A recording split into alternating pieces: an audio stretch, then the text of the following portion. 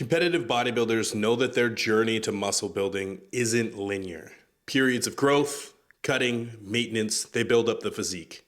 But there's one phase that most lifters fuck up.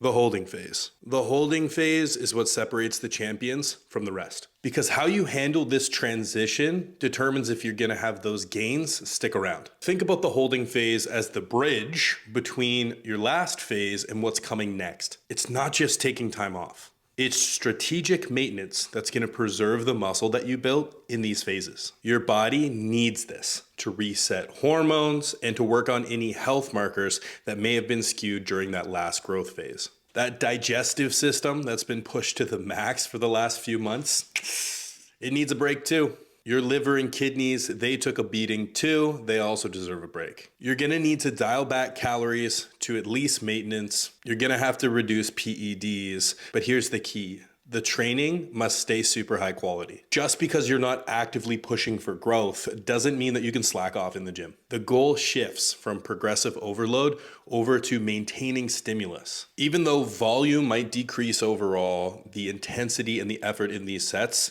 needs to remain. You have to shift your thinking from building new muscle into solidifying the muscle that you just built. Wait, why should you care about a phase that you might not make any gains? Because this is the phase where most lifters sabotage themselves. They drop their PEDs recklessly, drastically cut training volume, and then slack off in the gym. And then they wonder where all their gains have went before they even head into the next growth phase. All those nagging joint issues, deal with them here. The inflammation built up from intense training, deal with it here. Think of your body as a house, a construction project. We want to set the foundation before we continue moving up. This holding or health phase is going to last anywhere from 4 to 8 weeks, long enough to get some benefit, but short enough to not lose muscle. For natural lifters, this might mean bringing calories back to maintenance and decreasing some volume. For enhanced lifters, this might mean dropping down to your TRT dose, pulling blood work, and fixing things. Keep your training consistent during this time.